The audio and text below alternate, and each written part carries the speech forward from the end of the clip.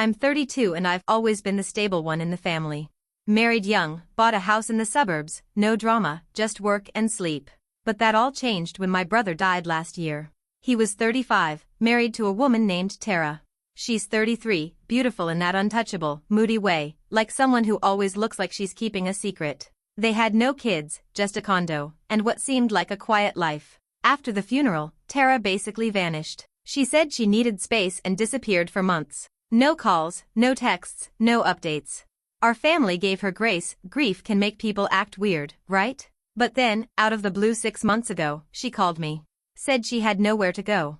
Her landlord was kicking her out. She was broke. She cried on the phone, said she had no one left and begged to stay just a few weeks. My wife wasn't thrilled, but we let her move in. The first few days were strange. Tara didn't unpack, just left her suitcase by the door and slept on the guest bed like she was ready to run at any second. She didn't cry or talk about my brother. She just wandered around the house like a ghost, barely making eye contact, always whispering thank you like she was scared I'd throw her out. I figured it was trauma. What else could it be? But then I started noticing little things. Odd things. And I haven't stopped thinking about them since. It started small. One morning I found my office door slightly open. Nothing was missing, but the drawers looked like someone had been rifling through them. I figured maybe my wife had gone looking for something. But when I asked her, she said no. Tara claimed she hadn't even been upstairs. Then came the photo. A framed picture of my brother and me on our childhood bikes. It usually sat on the bookshelf in my office, untouched for years. One day, it was moved, just a little, like someone had picked it up, maybe even held it for a while, then set it back down crooked. That's when the hair stood up on the back of my neck. I didn't want to make assumptions, but I started paying more attention. Tara never left the house. She said she was looking for work, but I never once saw her send out resumes or take calls.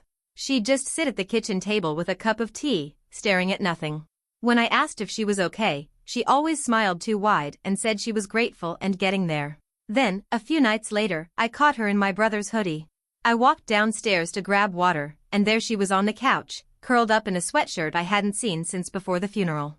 My brother's favorite. It had vanished after his death, and we'd assumed it got lost with the rest of his stuff. But now, here it was, on her, like it had never left her side. She looked up, startled, then muttered something about missing him. I didn't say anything. I just nodded. But the unease was starting to grow. I began to wonder what exactly happened after my brother died. Why had she disappeared for so long? And why, now that she was back, did something feel off? About 2 weeks after Tara moved in, my wife started getting frustrated. Tara wasn't helping around the house, wasn't contributing to groceries, barely spoke unless spoken to. She'd just float from room to room, quiet and glassy-eyed. At first, I defended her, said she was still grieving, that it would take time. But honestly, I wasn't sure anymore. One night, after my wife had gone to bed, I went into the kitchen for a snack. The lights were off, but I could hear soft humming. I froze in the hallway. Tara was sitting at the table in the dark, rocking slightly, humming an unfamiliar tune. I called her name softly, and she didn't respond. She just kept humming, like I wasn't there. I backed away quietly and didn't say a word about it the next day. The next morning, things escalated. My wife's favorite necklace went missing.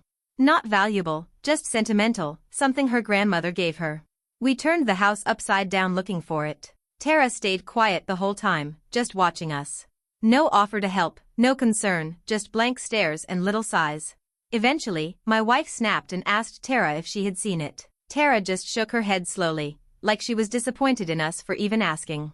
Later that evening, I found the necklace. It was in the garage, inside a shoebox of old keepsakes. My brother's keepsakes, things we thought had been boxed up and put in storage. The necklace was wrapped in one of his old bandanas. Like it belonged there. I didn't tell my wife, because the truth was, I was starting to wonder if Tara ever left that house to begin with, or if she'd been hiding something from us since the moment she stepped through our door. That night I couldn't sleep. My brain was spinning in circles, trying to rationalize what I'd found. Maybe Tara just needed comfort. Maybe wrapping my wife's necklace in my brother's things was some strange form of grief therapy. I wanted to believe that, but something deeper told me otherwise. The next day, I called my mom. Just to check in, mostly. We hadn't talked about Tara in a while. I asked her if Tara had ever come by after the funeral, if she dropped by with any of my brother's things. My mom hesitated. Then she said something that made my stomach turn. She never picked up the rest of his stuff. It's all still in the garage, boxed up. She just vanished. That confirmed it. Tara didn't take anything with her when she disappeared for those months. So where had she gotten my brother's hoodie? The bandana? The shoebox of memories? I waited until Tara left the house one afternoon. Said she was going for a walk, something she rarely did. The moment she was gone, I went into the guest room. I had never snooped before, but now I didn't hesitate. I opened the closet, checked under the bed, and finally, inside her suitcase. That's when the real shock hit me. Inside, carefully folded, were dozens of photos of my brother. Not just the ones I'd seen before, no. These were different. Photos of him at work, at the grocery store, standing at bus stops, taken from a distance. Some blurry, some sharp, all of them clearly taken without his knowledge. Some even looked like they were snapped through a window. I dropped the photos back into the suitcase and zipped it up, my hands trembling. This wasn't grief. This was obsession. And my brother had never mentioned any of it, not once. That night, I didn't sleep at all. I lay in bed staring at the ceiling, trying to piece together what I'd just found. Those pictures weren't innocent. They were chilling. And they weren't the only thing in that suitcase. Alongside them were old receipts as movie tickets, restaurant bills, gas station purchases, all of them featuring my brother's name. Some from years ago. It was like Tara had been keeping a record of his life. Like she'd been watching him. Long before they ever got married. I didn't confront her. I couldn't, not yet. I needed to be sure. So I dug deeper. Over the next few days, I searched every room while she was out. I went through the attic, the basement, even our old family photo albums. I found more and more signs, things that didn't belong to us, but had quietly blended in. Old journals. A scarf I remembered my brother once wore, now tucked in with my winter clothes. A USB drive hidden in a book sleeve. The USB was what finally broke me. I plugged it into my laptop when I was alone. It was full of audio files, recordings. Dozens of them. Most were ambient sounds, footsteps, wind, traffic. But some were of my brother's voice, talking on the phone, talking in his sleep, talking to Tara. One file stood out. It was dated the week before he died. I clicked play. At first, nothing. Just silence and soft breathing. Then my brother's voice, groggy, confused. "What are you doing?" Then Tara's voice, calm, too calm. "Just listening." He asked her to stop. She didn't. The file ended with a strange, sharp sound. Like a chair scraping against wood. I sat frozen in place, unable to move. I had no idea what I'd just heard, but one thing was clear. My brother didn't die in an accident. And Tara might be hiding a much darker truth than we ever imagined. The official story was that my brother had died of a sudden cardiac arrest. No history of heart issues, no warning. Just collapsed in the middle of the night, and Tara found him unresponsive. The coroner ruled it natural causes, no autopsy requested. My family was devastated, but no one questioned it. Why would they? He was young, but sometimes those things happen. Now I couldn't stop questioning everything. I started making phone calls, quiet ones. I contacted the coroner's office to request any public documents on my brother's case. There wasn't much, just a death certificate and a summary report. Cause of death, undetermined cardiac event. No autopsy was performed because Tara declined it. She said he had a fear of hospitals, and she didn't want his body cut up. At the time, no one challenged her. My heart sank. She was the only one home that night. The only one who saw him. The only one who said what happened. And she didn't want him examined.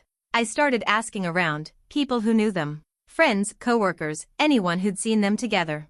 Most said the same thing, they were private, a little distant, but seemed fine. Some said Tara was clingy. One friend from my brother's office told me he'd mentioned feeling watched, even joked once about checking his apartment for bugs. That same friend told me something else. My brother had been planning to leave Tara. That shattered everything I thought I knew. Why didn't we know? Why didn't he tell anyone in the family? I tried to convince myself maybe he changed his mind, maybe he was working through it. But that wasn't it. The friend said he'd already met with a lawyer. Had an appointment scheduled to separate assets. The appointment was set for the Monday after he died. And Tara never told us. I couldn't eat. Couldn't think straight. My wife noticed the change, kept asking if everything was okay. I wanted to tell her, but I couldn't yet. I didn't have enough proof, and honestly, part of me still didn't want to believe what I was uncovering. But I couldn't ignore it anymore either. I started keeping a log of Tara's behavior. The times she left the house. The things that went missing, small items, but enough to be noticed. My wife's hairbrush. A framed wedding photo that vanished, then reappeared in a different room. One afternoon, I found Tara in the garage again, just standing in the corner, facing the wall, not moving. When I asked what she was doing, she blinked like she'd just woken up and said she was looking for something. It got worse.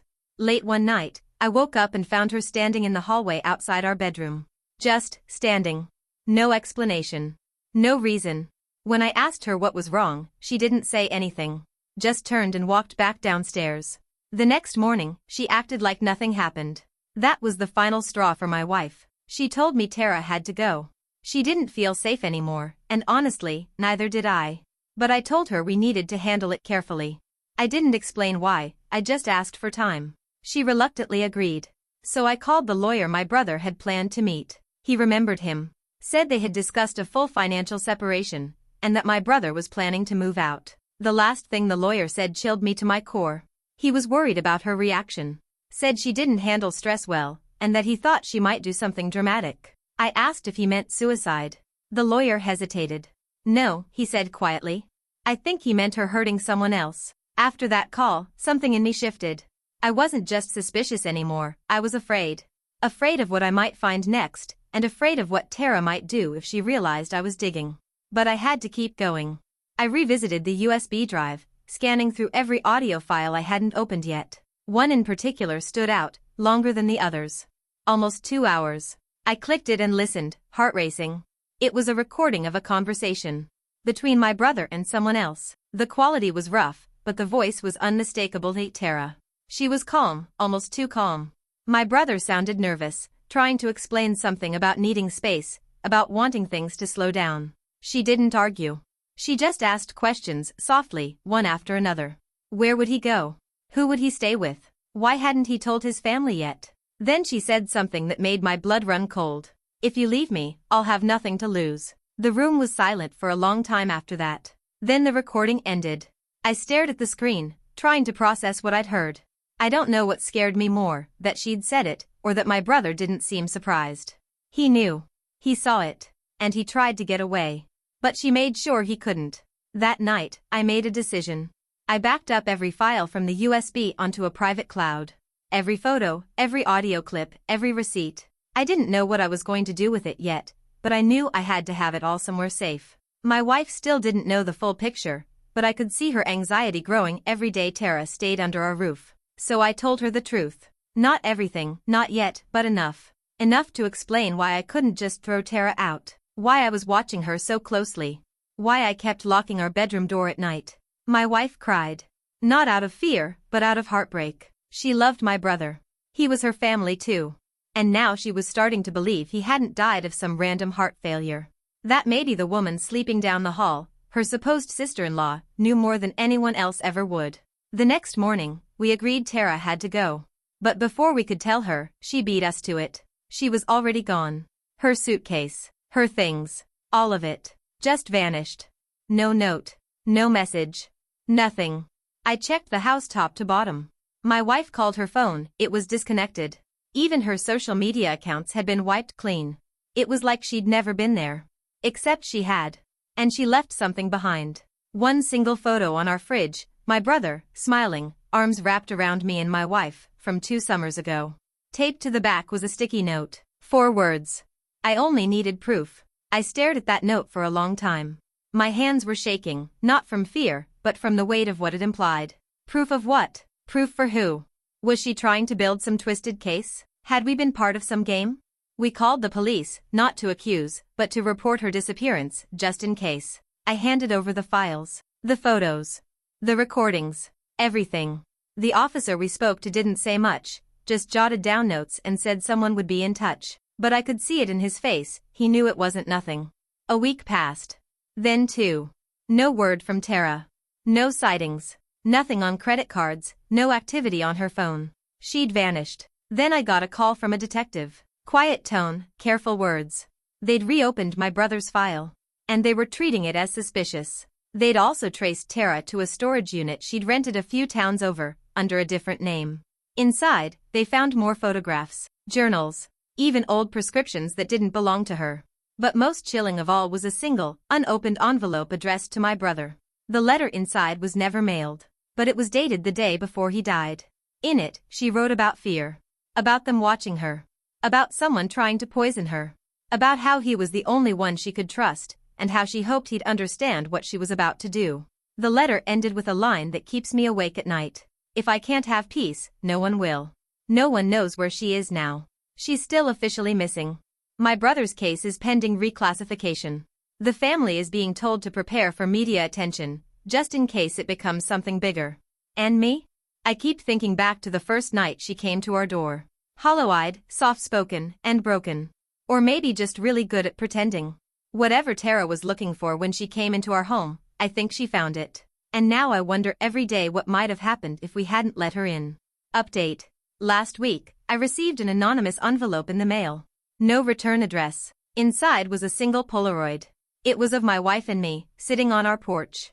Taken from across the street. We didn't even know anyone was there. No message. No signature. Just the photo. I locked every door in the house that night. And every night since.